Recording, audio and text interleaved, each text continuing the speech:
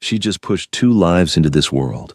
Her body was shaking, her eyes were wet, and the man she married, the man who once whispered that she was the only woman who had ever made him feel something, stood at the foot of her hospital bed and looked at her like she was a problem he needed to walk away from. He didn't reach for his sons. He straightened his tie. And then he said the words that would cost him everything. The room at Cedars-Sinai smelled of stargazer lilies, expensive ones, the kind Sun Mi had his assistant order, because Sun Mi himself didn't do hospitals, didn't do mess, didn't do anything that reminded him he was capable of being human. Veronica lay against the elevated bed, her deep mahogany skin still flushed and glistening from the battle her body had just survived. 14 hours of labor, of gripping rails, of breathing through pain that rewired something permanent inside her. Her hair, that full, breathtaking crown that Sun Mi once buried his face in and called beautiful, was damp against her temples, coiling softly at the edges like it always did when she had been through something real. Her arms held two tiny boys, two perfect sleeping boys, their faces carrying the quiet miracle of two worlds made into one. Her deep mahogany and his porcelain blended into something neither of them could have created alone. She looked up at him. She was still trying to smile. That was the part that would haunt her later. That even then, Four still threading her arm, hospital gown still cold against her skin, body still trembling from the work of bringing life into the world, she was still reaching for something warm to give him, still hoping, still Veronica, even at her most undone. Sun Mi stood at the foot of the bed in a charcoal suit, pressed to architectural precision, collar tight, cufflinks straight. He hadn't loosened a single thing. He hadn't moved toward the babies. His eyes, those dark, unreadable eyes she had once made the mistake of calling deep, moved slowly across her face, down her body, back up. The way a man looks at something that no longer serves him. The silence stretched like a wire pulled too tight. And Veronica, razor-sharp Veronica, who had rebuilt entire brand empires from scratch, who had walked into rooms full of powerful men and made them listen, who had chosen this man when she could have chosen anyone, felt herself shrink beneath that gaze in a way she hadn't since she was 17 and being told she wasn't enough. Say something, she thought. Please, just say something. He did. You're unrecognizable. Barely above a whisper. But in that sterile, lily-scented room, it landed like a verdict read aloud in court. You're fat, Veronica. His jaw barely moved. You're ugly. This, a slight cold gesture toward her, toward all of her, toward everything she had just sacrificed. This isn't the woman I married. He turned, walked to the door, paused, not from hesitation she would understand later, but to make sure she heard every deliberate step, every inch of distance he chose. He wanted the sound of his leaving to be the thing she remembered. His final act of control in a room where she had just done the most powerful thing a human body can do. The door clicked shut. The twins began to cry. And Veronica sat there, completely still, holding his sons, her sons, and she let the words land. All of them. Every syllable, she let them cut deep and carve out every soft, trusting place inside her that had ever believed he was safe. Then she looked down at those two sleeping faces, and something in her eyes went quiet. Not broken quiet, not defeated quiet, decided quiet. The kind of quiet that falls over a woman the moment she stops grieving and starts calculating. The kind that has no sound, no tears, no theatrics, just a cold, clear shift behind the eyes, like a door locking from the inside. She reached for the napkin on the bedside table and pressed it to her cheek. Or she kept it. She would need it later, not to cry into, as evidence. What she did not know in that moment, what she would not discover until much later when she had the time and the clarity and the flash drive to understand the full architecture of what had been done to her, was that she had not been alone in that hospital room, not entirely. There had been a woman watching the security feed from a private monitor 2 floors up, a woman in a white silk blouse and jade earrings who had arranged for those specific stargazer lilies because she knew Veronica was mildly allergic to them and had wanted her eyes swollen and her appearance diminished before Sun Mi arrived. A woman who had scripted those words, fat, ugly, and unrecognizable, and rehearsed them with her son the night before in the back of a car while Veronica was in active labor. Madame's son had not left anything to chance. She never did. She had watched the feed with her hands folded in her lap and her face holding the particular satisfaction of a woman who has executed a plan precisely as designed. She had watched her son deliver the words. She had watched him leave. She had watched Veronica sit in the silence with those two babies. And she had felt, in that moment, that the matter was concluded. She had been wrong about that. But she would not know it for another 10 months. She had survived the night by refusing to sleep. Veronica sat in the hospital bed with the twins nestled in the bassinet beside her, their tiny chests rising and falling in the slow, trusting rhythm of new life. She watched them breathe. She counted every exhale like it was a prayer, like the act of witnessing them was the only thing keeping her tethered to the floor of her own sanity. The lilies on the windowsill had begun to wilt overnight. Nobody had come to replace them. Nobody had come at all. By morning, the light through the hospital window was gray and unconvinced, the kind of Los Angeles light that forgot to be warm. Veronica had already washed her face, already rebraided the edges of her hair with the comb from her overnight bag, already squared her shoulders against the pillow. She'd not cried again. She had made that decision somewhere around 3 a.m, in the dark, with one son's hand wrapped around her finger, that she would not spend another tear in this room. This room that still smelled like his cologne underneath the antiseptic. This room where he had looked at her like a receipt he wanted to dispute. She heard the knock at 8:47 in the morning. Not a nurse's knock. Not the soft apologetic rap of someone bringing breakfast or checking vitals. This knock had authority in it. The kind of knock that already knew it was unwelcome and didn't care. A man in a gray suit entered. Young, precise, carrying a leather portfolio with the kind of practiced neutrality that told her he had delivered bad news before and considered it a skill. He set the portfolio on the edge of her bed without asking permission, opened it, and slid a document toward her the way you'd slide something across a table to someone you considered beneath negotiation. Annulment papers. Her eyes moved across the words with the same terrible clarity she had felt at 3 a.m.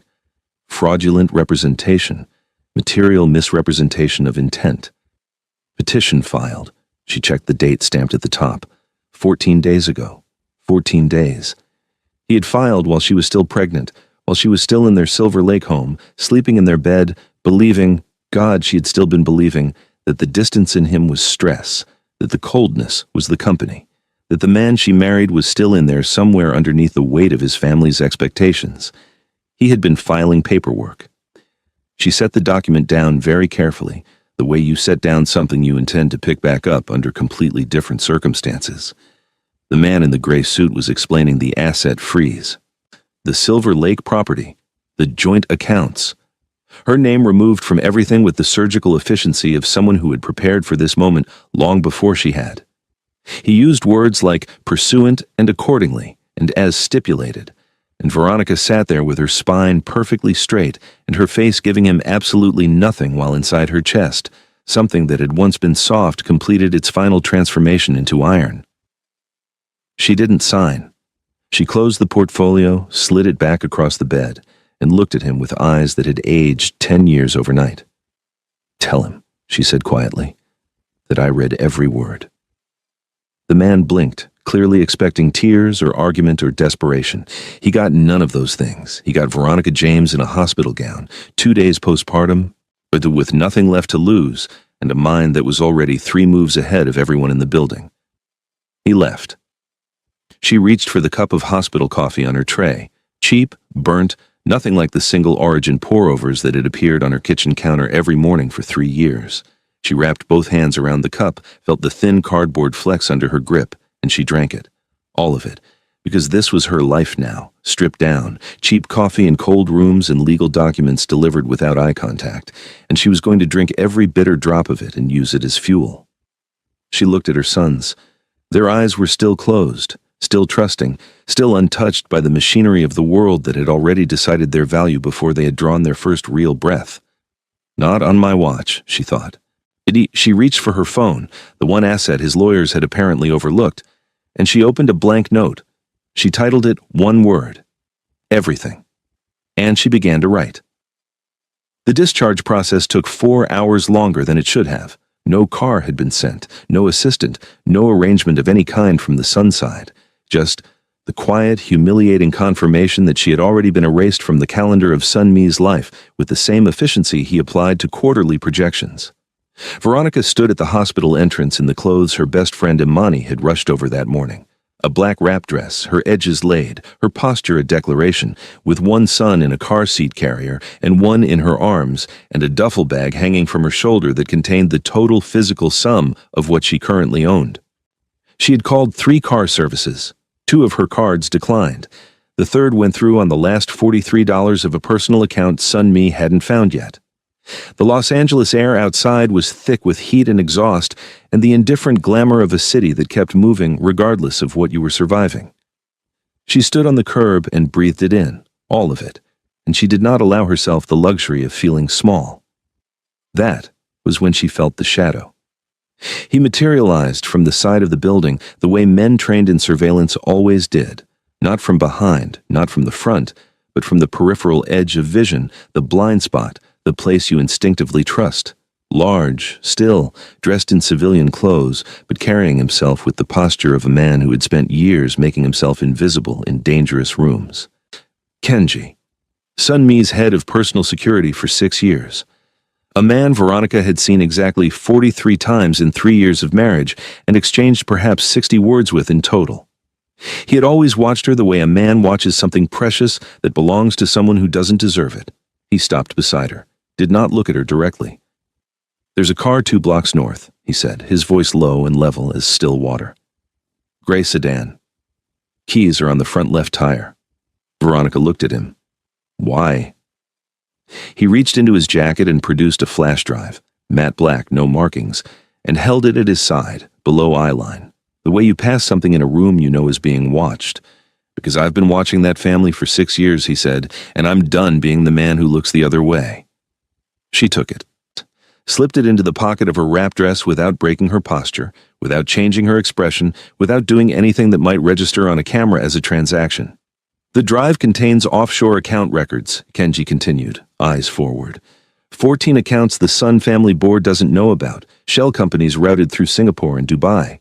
And 1 file. He paused, the pause of a man choosing his next words with the care of someone who knows they cannot be taken back.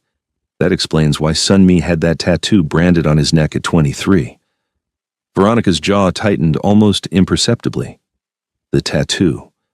She had asked about it once, early in their relationship, her fingers tracing the Korean characters on the side of his neck in the early morning dark. He had said it was personal. I mean, she had accepted that because she had believed there were rooms in a person you waited to be invited into. "What does it mean?" she asked. "The tattoo." Kenji finally looked at her. His eyes held the particular weight of a man who has carried someone else's shame for too long. "It means unrepentant," he said.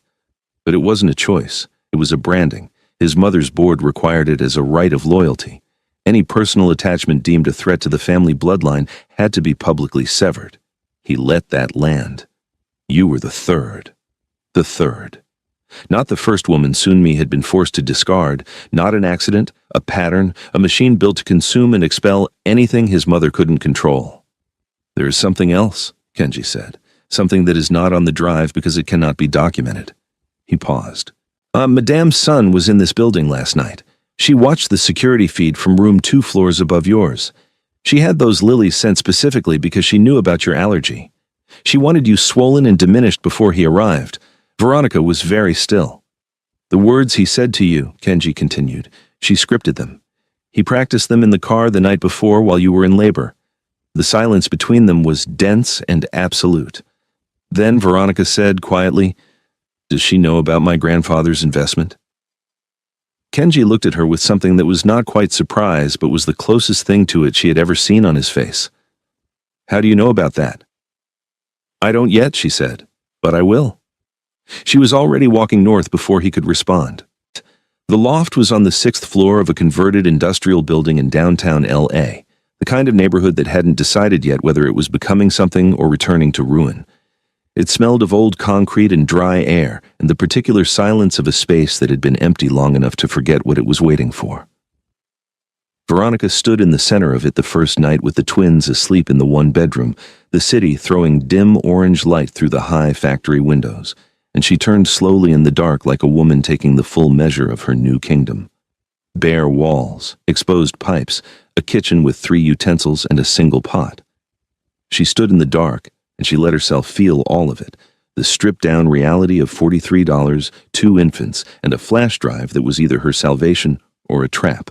Or she stood there until the feeling wasn't unbearable anymore, until it was simply information.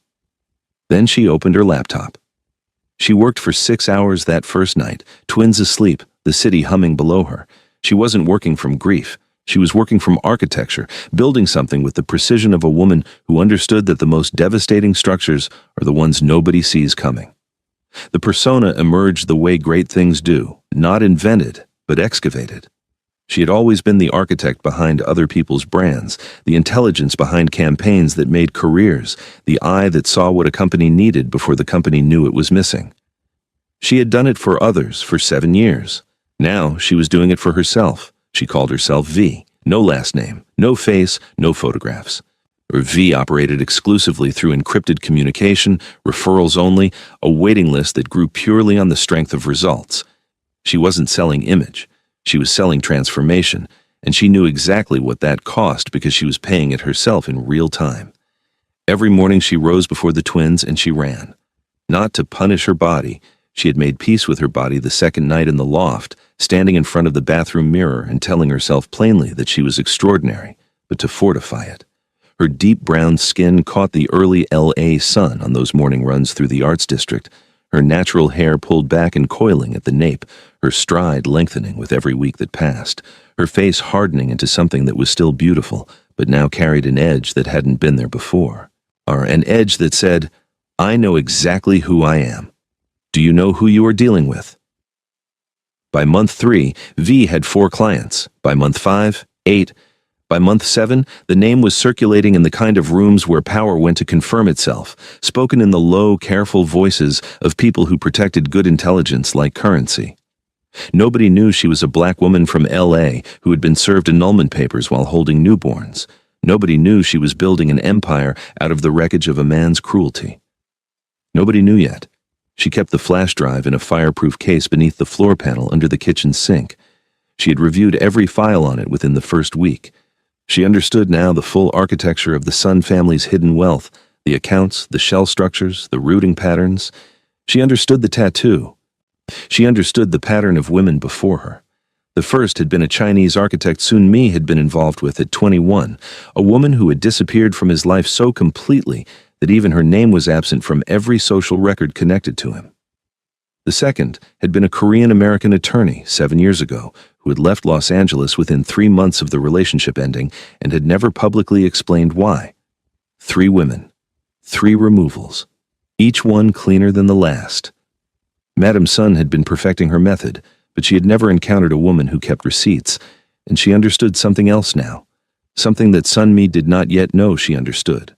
For her grandfather, the man who had taught her chess at 6 and told her the board always told the truth, had been a silent equity partner in the Sun Group's Series A funding round 19 years ago.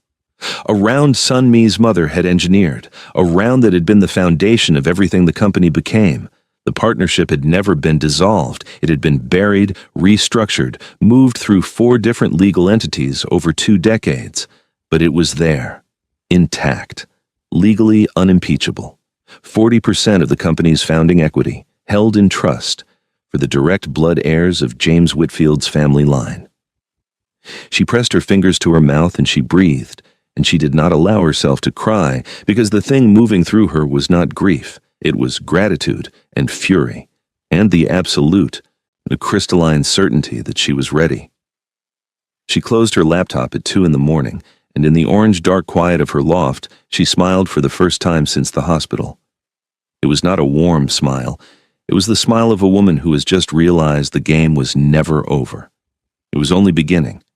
Sun Mi was losing, not publicly. Publicly, he was still the cold, composed heir to the Suntech empire, still photographed in the right rooms, still quoted in the right publications.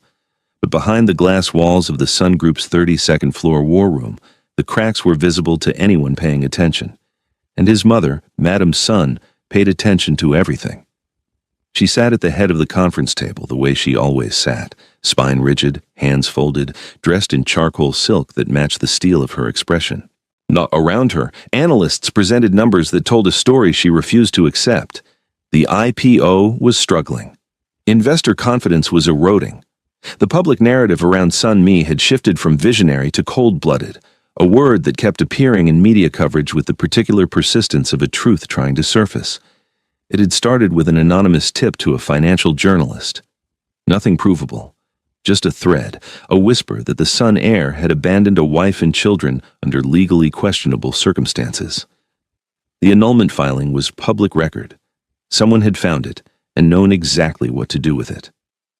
Madame Sun had looked across the table at her son that morning, and for the first time she had seen something in his face she had not anticipated. Doubt. Not about the company, not about the strategy.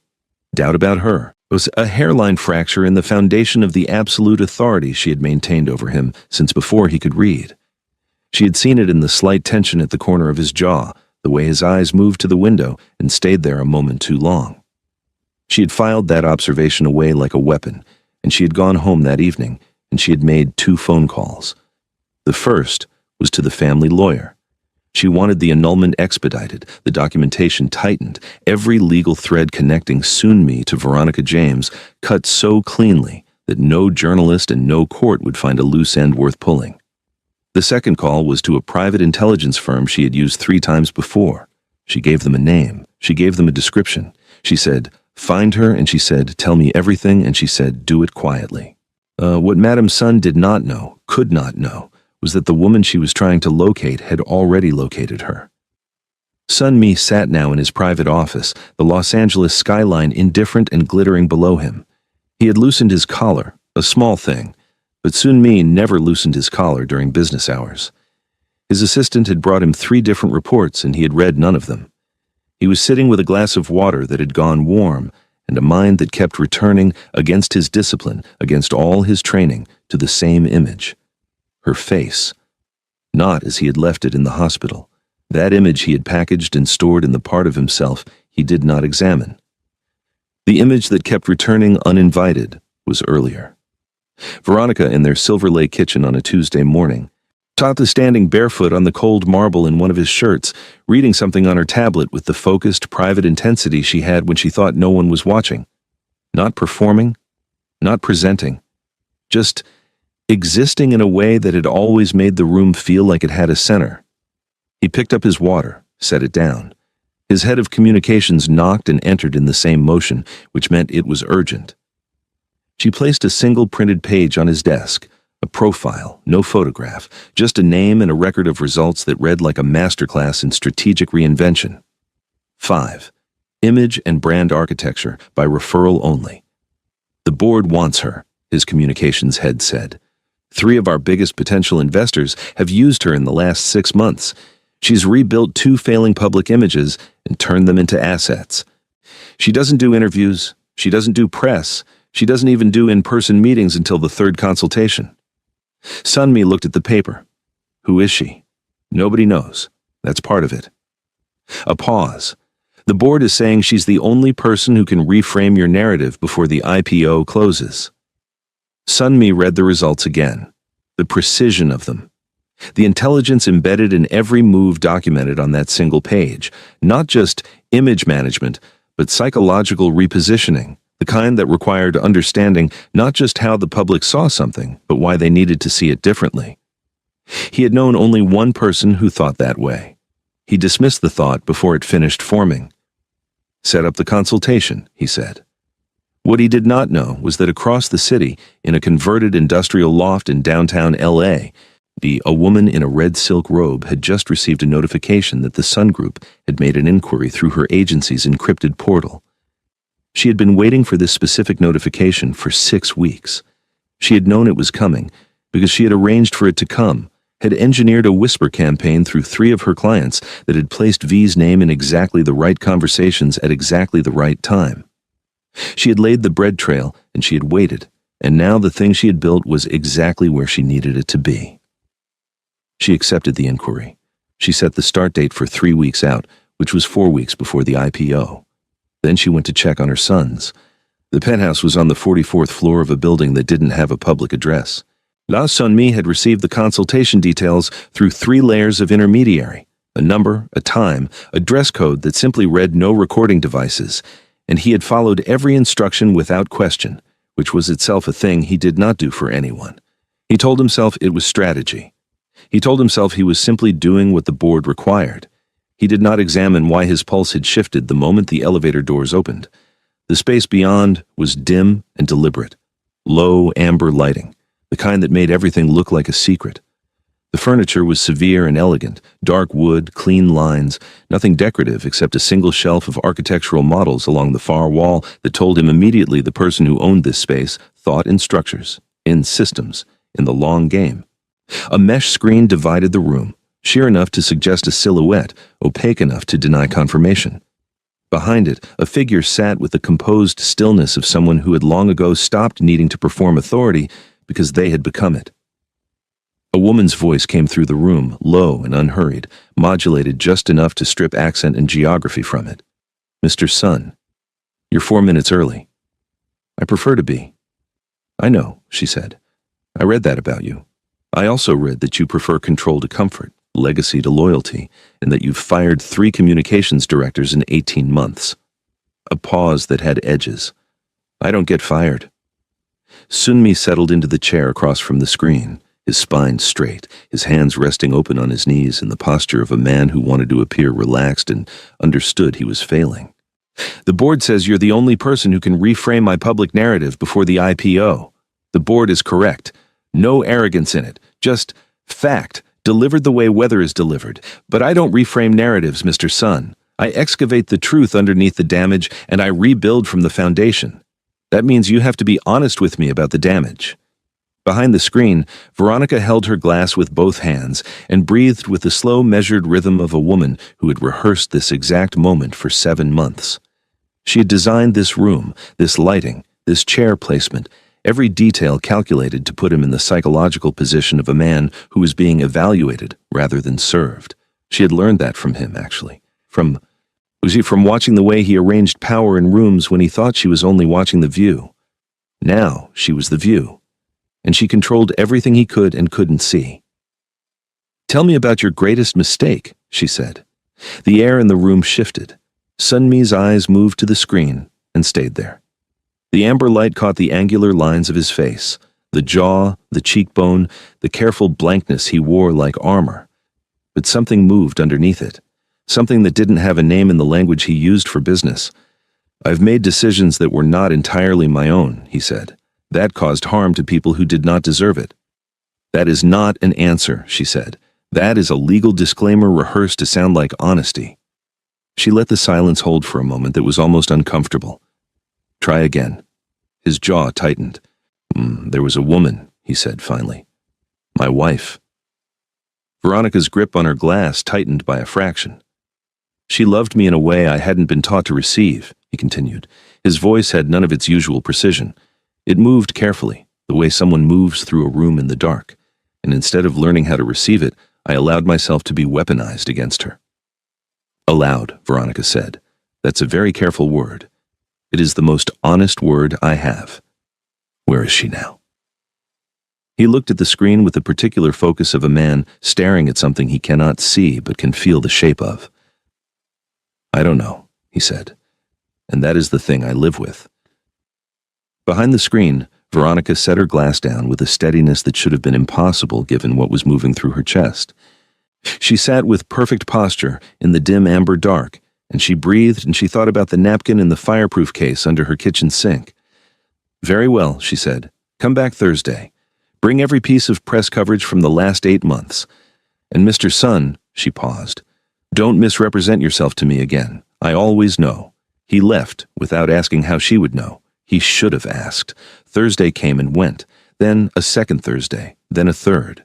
By the 4th meeting, Sunmi was arriving 15 minutes early and waiting in the lobby with his jacket unbuttoned and his phone face down on his knee, which his security team had never seen him do in 11 years.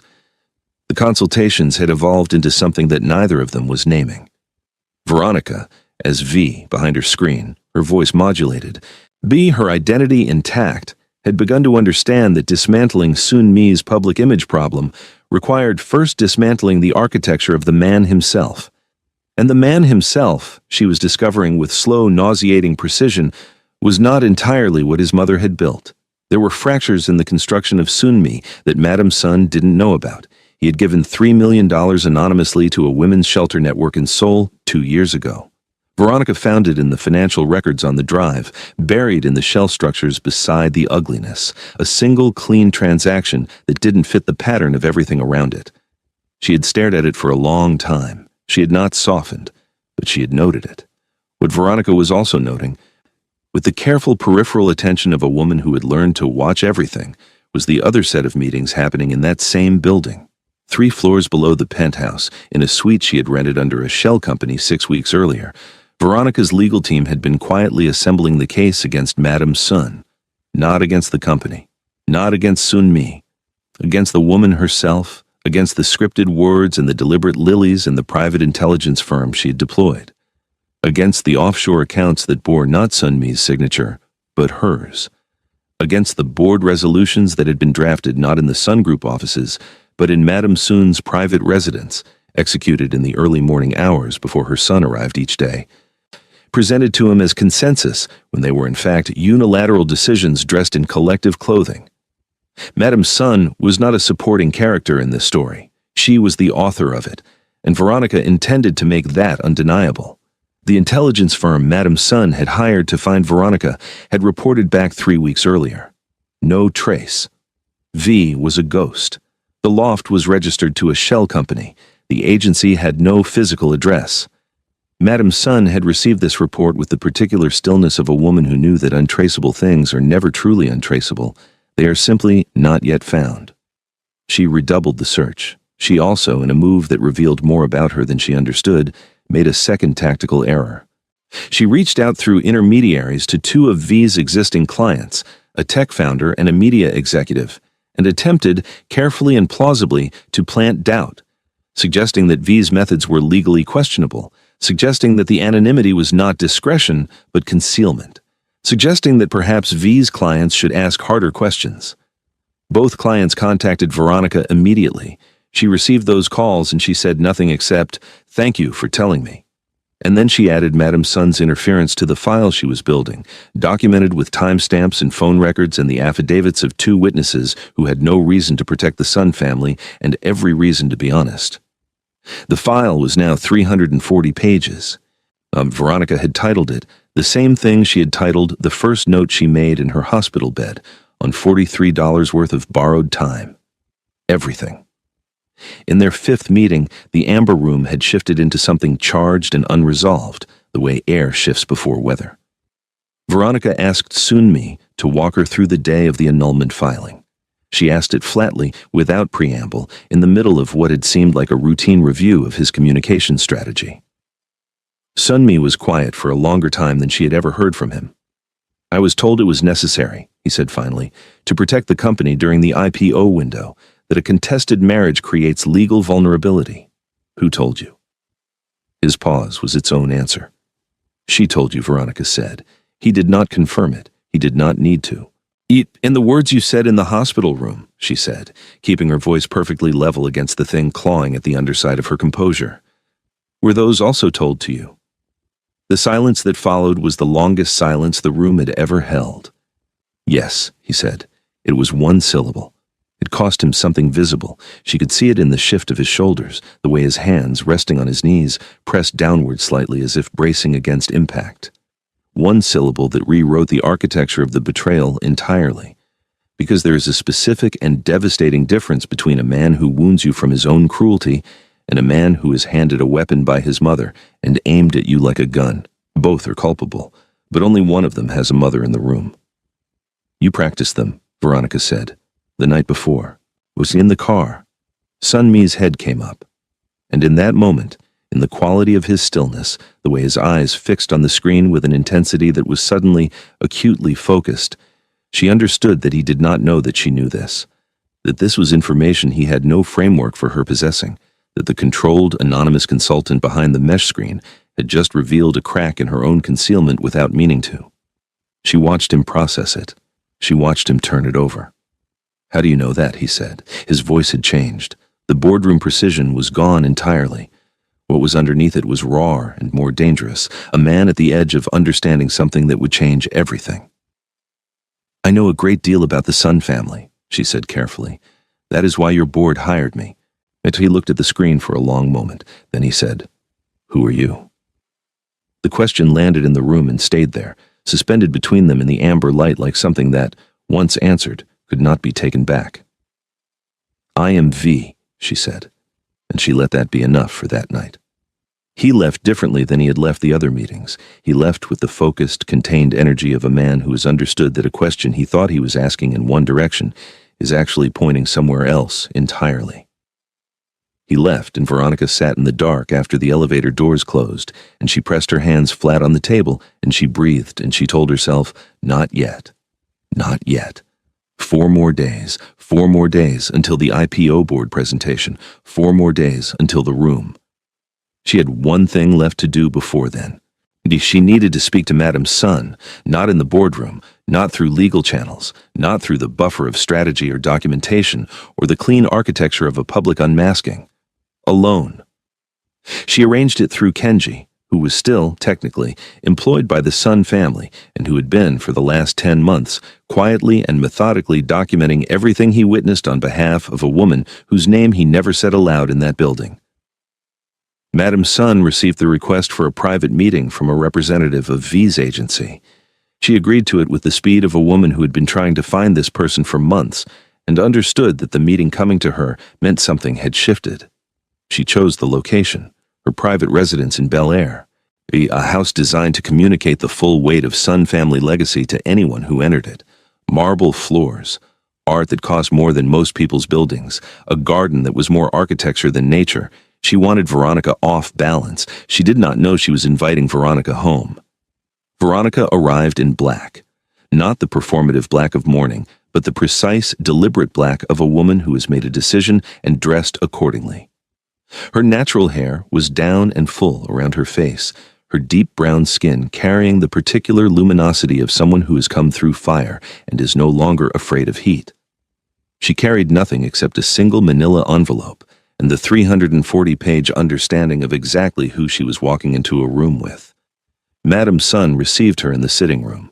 She was impeccable. As always, jade earrings, white blouse, the posture of a woman who had never once in her adult life been in a room where she didn't believe she held the most power. She looked at Veronica, and she did something that told Veronica everything she needed to know about what the next 4 days would require. She smiled, not warmly, the way a chess player smiles when they believe they can see the whole board, and you cannot. "You're younger than I imagined," Madame's son said, "and you've kept yourself well."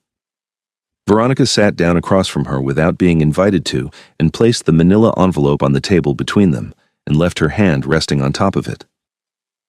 "I want you to understand something," Veronica said, "before I tell you what's in this envelope. I am not here to negotiate with you. I am not here to warn you. I am here to give you the professional courtesy of knowing, before Thursday, what is coming. Because unlike you, I do not believe in blindsiding people in rooms designed to humiliate them." A pause. "I believe in doing it with witnesses." Madame's son's smile remained, but something behind her eyes recalibrated. "You're the wife," she said. "I am the mother of your grandsons," Veronica said, "and I am the CEO of the company you built your legacy on. Those 2 facts are about to become public knowledge simultaneously. I wanted you to have one night to decide how you would like to respond to them." She stood. She left the envelope on the table. She walked out of that house and down that driveway and into the car that was waiting, and she did not look back. And the envelope she left behind contained nothing except a single sheet of paper with one sentence on it. "The board meeting is at 9. Be there." The morning of the IPO board presentation, Veronica was awake before 4. She dressed in the dark, slowly and deliberately, the way a soldier puts on armor. A blood-red suit, tailored to the precise measurements of the body she had rebuilt from the inside out, structured at the shoulder, nipped at the waist, cut to communicate that the woman inside it had decided something and the decision was final. Her natural hair was styled and lifted in a full crown that caught light from every angle, framing a face that was stunning in the way rare things are stunning, not decorative, but significant. Her skin, deep and clear and gleaming. We held the particular luminosity of a woman who had fought through something real and come out the other side more herself. She looked in the mirror for exactly 10 seconds. Then she picked up her portfolio and walked out the door. The boardroom was on the 31st floor, and it was full. Investors, board members, legal teams, the financial press permitted in for the opening of the presentation as a calculated show of transparency. Madame Sun sat at the far end of the table in a white suit that was meant to signal purity and communicated instead the particular coldness of a woman who had spent decades confusing control with love. She was already there when Veronica arrived. Their eyes met across the length of the room. Madame Sun's face held perfectly. She was extraordinary at this, at absorbing information that threatened her and returning nothing that could be used against her. She had spent 50 years building that face, and she wore it now like a final piece of armor. Sunmi stood at the head of the room near the presentation screen, composed and precisely dressed, doing what he always did in public, performing the version of himself his mother had manufactured. He did not see Veronica come in. The representative from V's agency announced simply that the image consultant had arrived and wished to open the presentation with a brief strategic overview. Several board members exchanged glances. This was not on the agenda. Madame Sun's chin lifted by a precise and dangerous millimeter. Then Veronica walked through the door. She did not hurry. She did not look around the room for reactions. She moved to the front with the steady, unhurried authority of a woman who had earned the right to take up space and knew it, her portfolio under one arm, her head high, her red suit a declaration against every gray and navy surface in the room. Sunmi heard the change in the room before he processed it, a collective shift in atmosphere, the kind that happens when something significant enters a space. He turned, and the glass he was holding slipped from his fingers. It did not shatter. It bounced once on the thick carpet and rolled to a stop. Nobody moved to retrieve it. Nobody moved at all.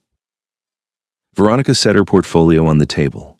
She looked at him for the first time in 10 months with nothing between them.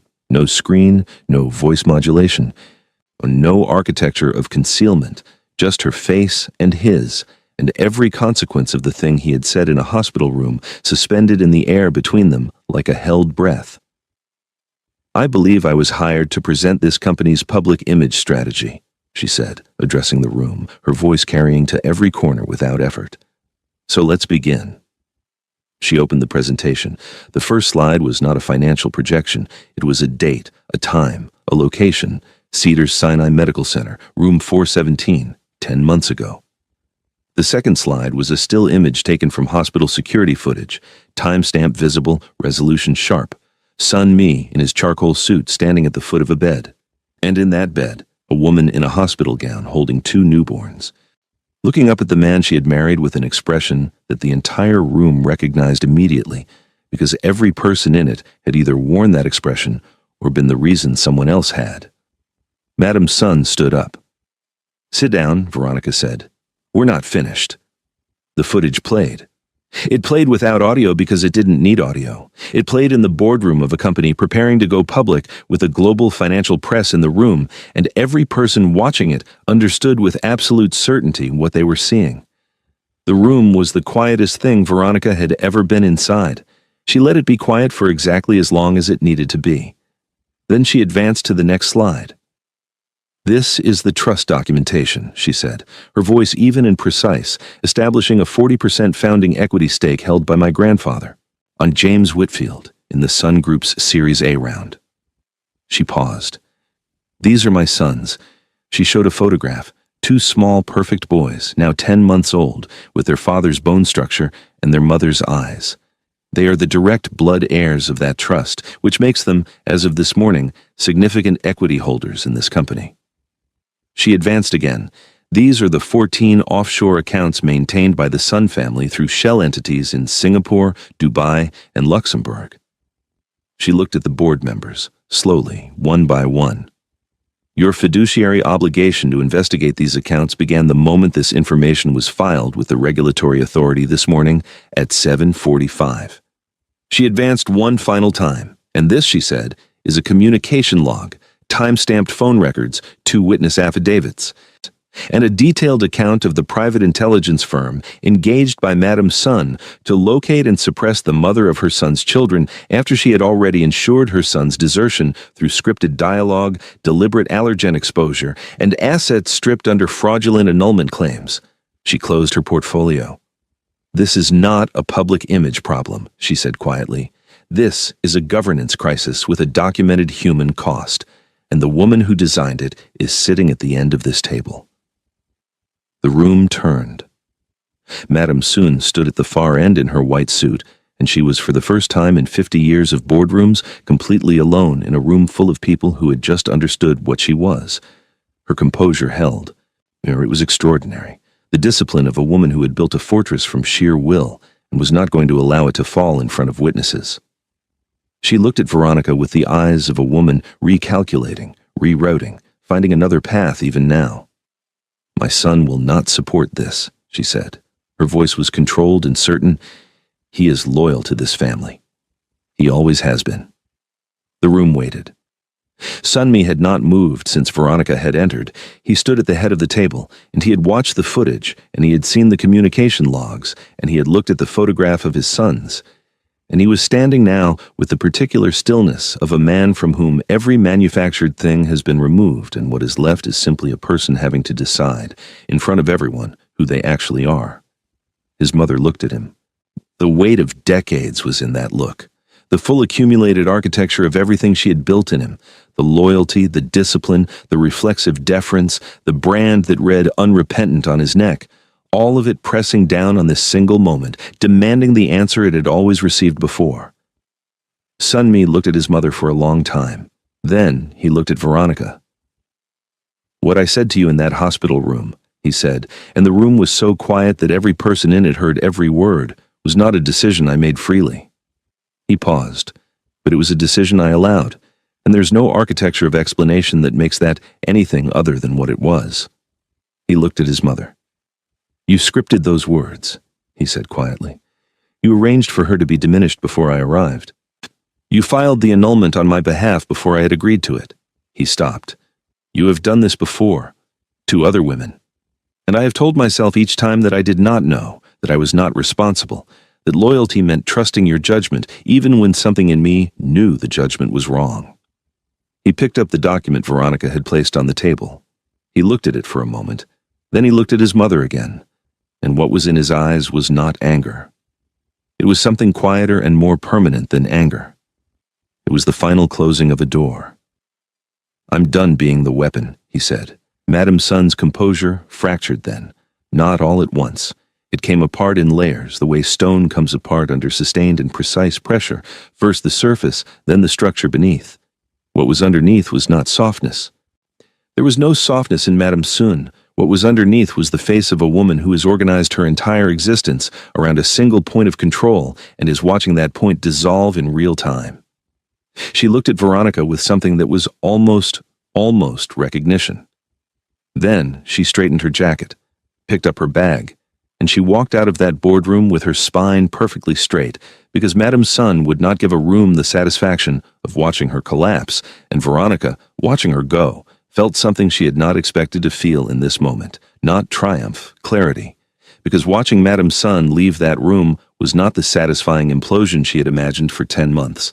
It was smaller and more human than that. It was a woman who had spent her life confusing love with leverage, walking out of a room that no longer recognized her authority.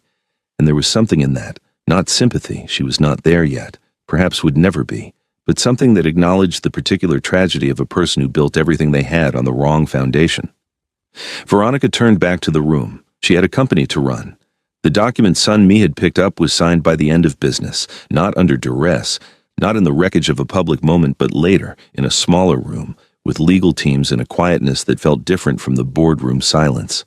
He signed it with the focused, deliberate attention of a man who has made a decision that is costing him something real and has decided the cost is right. Veronica watched him sign it. As she stood across the table in her red suit, with her portfolio closed, and her hands still, and her face giving him nothing, because this was not a moment for warmth. Warmth had to be built from nothing, and they were still at nothing. But she watched him, and she noted, with the same careful peripheral attention she had applied to everything, that his hands were steady. A man whose hands are steady when signing away his empire is not performing. She filed that away. Not as forgiveness. As data. 6 months later, the Santa Monica Pier caught the last light of a Sunday evening and turned it gold. Veronica sat on the private balcony of a house that was hers, not gifted, not shared, not borrowed against someone else's legacy, but earned with every pre-dawn run and every encrypted consultation, and every hour she had spent in a loft in downtown L.A., building something out of nothing while 2 small boys slept in the next room and trusted her completely. The twins were at her feet, chasing each other in that new and marvelous way of toddlers who have just discovered legs, their laughter carrying on the ocean air like proof of something. She held a glass of wine, and she watched them, and she breathed. The gate at the bottom of the property clicked. She did not turn around immediately. She already knew his footsteps, had known them for 3 years, and had spent 10 months learning to hear them differently, as the sound of someone who no longer had the right to walk into a room and rearrange it. He was not in a charcoal suit. He wore plain clothes, the kind a man wears when he has stopped using his wardrobe as a statement of dominance. He had been working at a community center in East LA for the last 5 months, not publicized, not documented, not performed for anyone. Kenji had mentioned it once in passing, and Veronica had said nothing, and had thought about it for 3 days. He stopped at the gate. He did not presume to open it. The boys saw him. They did not know exactly what they were looking at, but some ancient cellular knowledge stirred in them at the sight of that face, and the older of the two pulled himself upright against the balcony rail and stared with his father's bone structure and his mother's absolute directness. Veronica looked at Sun-Mi across the distance of the gate. "You said I was ugly," she said. Her voice was quiet and carried no performance. "Look at what I built from the ashes of your insults." Sun-Mi stood at the gate, and he did not flinch from what she was saying. He stood still and received it with the open-handed acceptance of someone who had accepted they had no right to ask for anything different. "I know," he said. "You can hold them," she said. "For an hour, I'll be inside." She picked up her wine and she walked through the balcony doors, the ocean breeze lifting the edges of her hair, her spine straight and her steps unhurried. She stood in the kitchen and she finished her wine and she looked at the fireproof case under the sink where the flash drive still sat. And then she looked at something she had placed beside it 3 weeks ago, something she had only just received, a letter from her grandfather's attorney sent in connection with the trust settlement. She had read it 4 times. In it, the attorney explained that James Whitfield had documented his Sun Group investment immediately after Veronica began dating Sun-Mi, that he had structured the trust specifically and deliberately in the event that the relationship produced children, that he had written a note included with the letter in his own handwriting on a single sheet of paper. She had that note now. She kept it folded inside the fireproof case next to the flash drive and the napkin. It said, "I taught you chess for a reason, baby girl. I always knew you'd need the long game. The board was yours before he ever sat down." Outside, she could hear her son's voices, and beneath them, lower and more careful, the voice of a man learning how to be something other than what he was built to be. She did not rush back out, but she was not punishing him. She was simply clear about what this was and what it was not. He was the man who had fathered her sons. He was not, and might never be, the man who came back in from the cold. That was his work to do and her decision to make, and it would happen on her timeline or it would not happen at all. She had her children. She had her empire, she had her grandfather's letter and her grandmother's nerve and the absolute unshakable knowledge that the most dangerous thing you can do to a woman built like Veronica James is underestimate her, because she will let you, right up until the moment she doesn't. Drop your city in the comments right now. Where are you watching from? And tell me honestly, did Veronica give Sun-Mi too much, or did she give him exactly what he earned? And Madam Sun, do you think she truly understood what she lost in that boardroom, or is she already planning her next move? Subscribe right now because this story is not over. The Sun family still has chapters that haven't been opened yet, and when they open, Veronica will already be 3 moves ahead. Stay with me, we are just getting started.